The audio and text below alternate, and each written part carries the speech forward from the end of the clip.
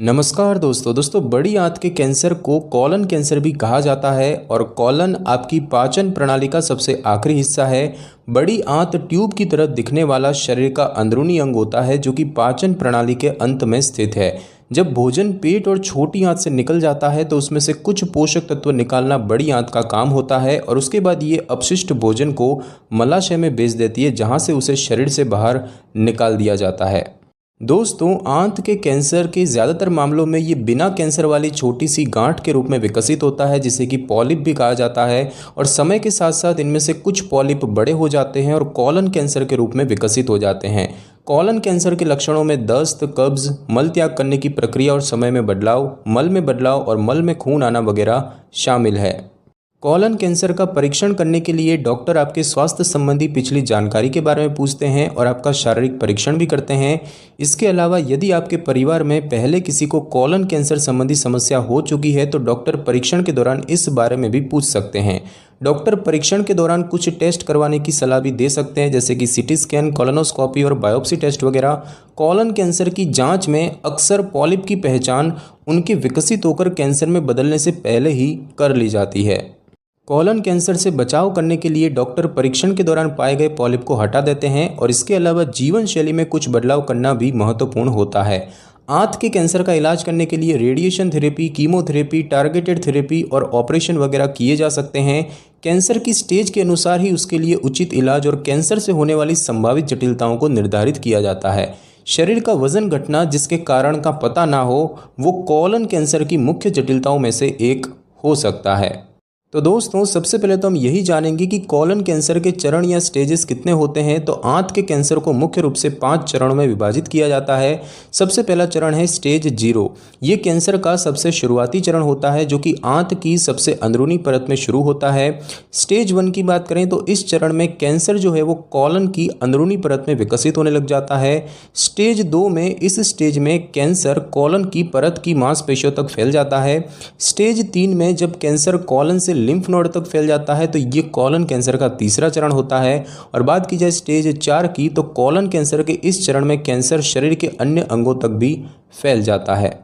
और अब हम दोस्तों जानेंगे कि कॉलन कैंसर के लक्षण क्या होते हैं। तो दोस्तों, हो सकता है कि कॉलन कैंसर से किसी भी प्रकार के लक्षण विकसित ना हो। खास तौर पर जब कैंसर शुरुआती चरणों में हो तो कोई लक्षण पैदा नहीं होता है। यदि आंत के कैंसर से लक्षण पैदा हो रहे हैं तो उनमें कुछ लक्षण हो सकते हैं जैसे कि दस्त, मल के रंग में बदलाव होना, शरीर का वजन घटना जिसके कारण का पता ना हो, पेट के निचले हिस्से में दर्द और मरोड़ होना, पेट में दर्द होना, मल के आकार में बदलाव होना जैसे पहले के मुकाबले सिकुड़ा हुआ मल आना, मल में खून आना, कब्ज होना, पेट फूलना या पेट अधिक भर जाने जैसा महसूस होना, गुदा से खून आना, कमजोरी महसूस होना जिसके कारण का पता ना हो, अधिक गैस पास करना या फिर थकान महसूस होना। और उसके बाद दोस्तों बात की जाए कि डॉक्टर को कब दिखाना चाहिए। तो यदि आपको किसी प्रकार के लक्षण महसूस हो रहे हैं या आंत के कैंसर का संदेह हो रहा है तो जितना जल्दी हो सके डॉक्टर के पास जाकर इस बारे में बात करें। और अब हम दोस्तों जानेंगे कि कॉलन कैंसर क्यों होता है, इसके होने का कारण क्या है। तो दोस्तों, कॉलन कैंसर के ज़्यादातर प्रकार पॉलिप से विकसित होते हैं। ये पॉलिप्स कॉलन की भीतरी दीवार को कवर करने वाली ग्रंथियों में होते हैं।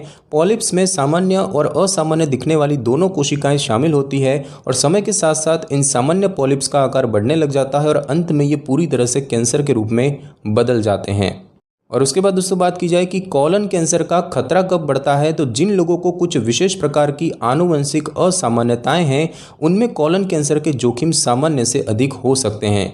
जिन लोगों में ऐसी आनुवंशिक असामान्यताएं पाई गई हैं उनके कॉलन में कई पॉलिप्स बनने लग जाते हैं जो आखिर में कैंसर के रूप में बदल जाते हैं। और कॉलन कैंसर आमतौर पर 40 साल की उम्र से पहले होता है। यदि किसी व्यक्ति के माता पिता या सगे भाई बहन में से किसी को कॉलन कैंसर है तो उसको भी ये रोग होने के जोखिम 2 से 3 गुना बढ़ जाते हैं। यदि आपके परिवार में एक से अधिक व्यक्ति इस रोग से प्रभावित हैं और ख़ास तौर पर बचपन में ही उनके कैंसर का पता लग गया था तो आपको ये रोग होने के जोखिम और भी अधिक बढ़ जाते हैं। साथ ही साथ दोस्तों कुछ अन्य कारक भी हैं जो आंत के कैंसर के विकसित होने के जोखिम को बढ़ा देते हैं। जैसे कि बात की जाए आहार की तो यदि आप अपने आहार में पर्याप्त मात्रा में फलों या सब्जियों को शामिल नहीं कर रहे हैं तो कॉलन कैंसर होने का खतरा बढ़ जाता है। उसके बाद मोटापा भी कॉलन कैंसर का एक जोखिम कारक हो सकता है। सिगरेट पीना निश्चित रूप से कॉलन कैंसर विकसित होने का खतरा बढ़ा देता है।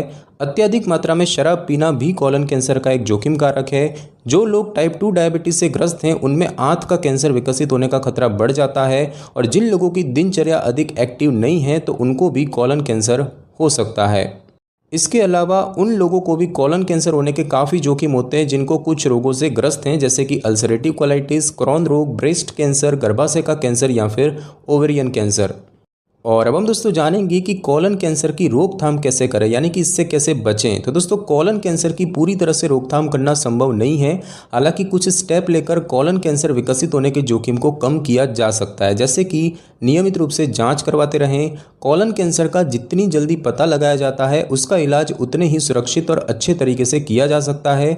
जल्दी परीक्षण करने से रोग का बेहतर तरीके से परीक्षण किया जाता है और इस स्थिति को गंभीर होने से भी रोका जा सकता है।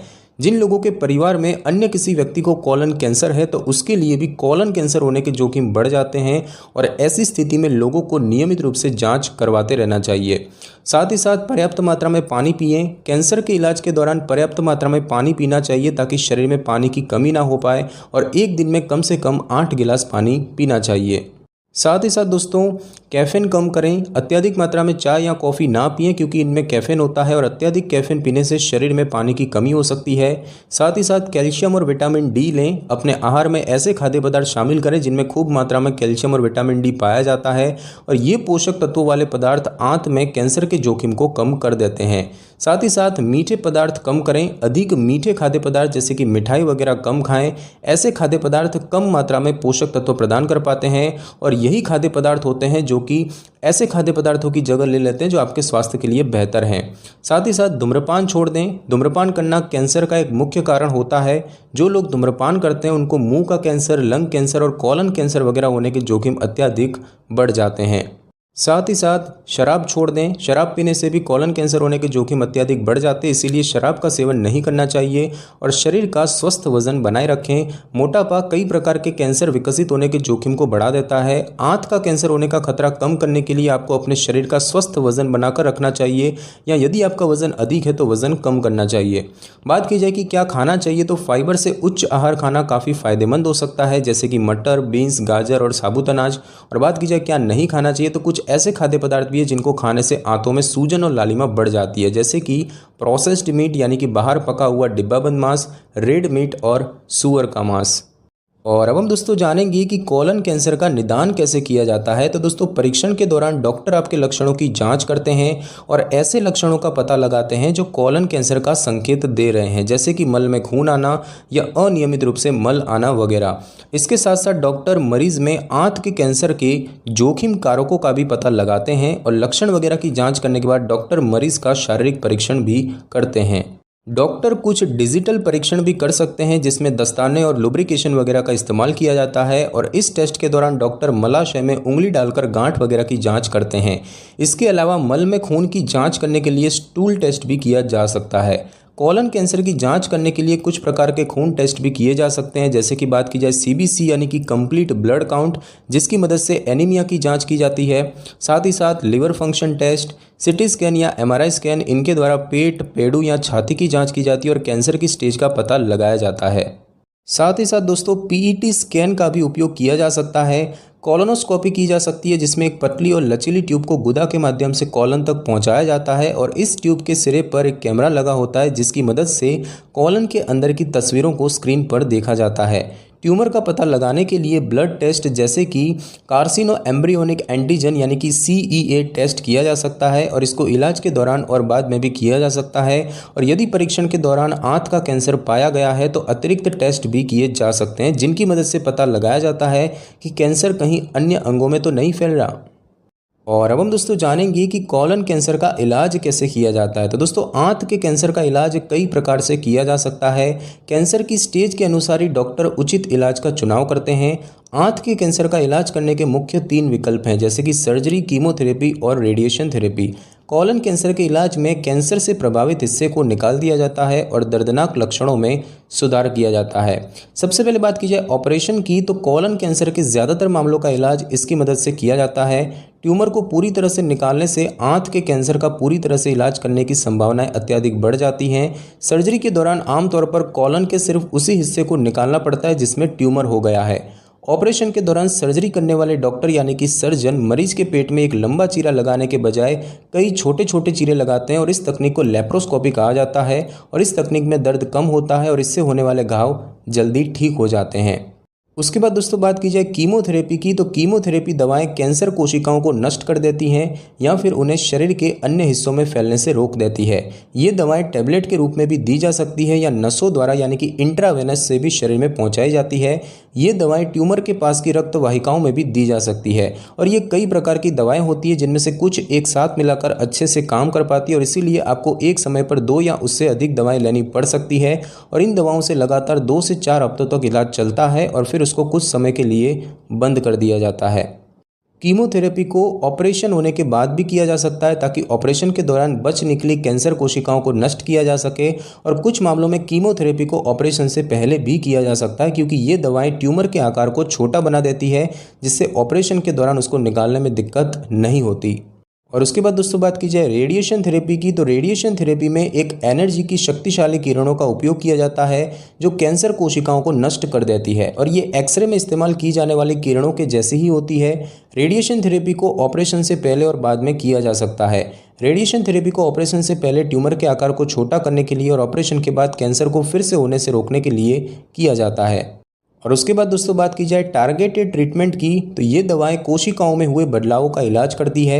उदाहरण के लिए कुछ प्रकार की कोशिकाओं में अत्यधिक मात्रा में प्रोटीन होता है जिसकी मदद से वे बढ़ने लग जाती है। टारगेटेड दवाएं इन कोशिकाओं को बढ़ने से रोक सकती हैं और ये दवाएं सिर्फ कैंसर कोशिकाओं से ही लड़ती हैं।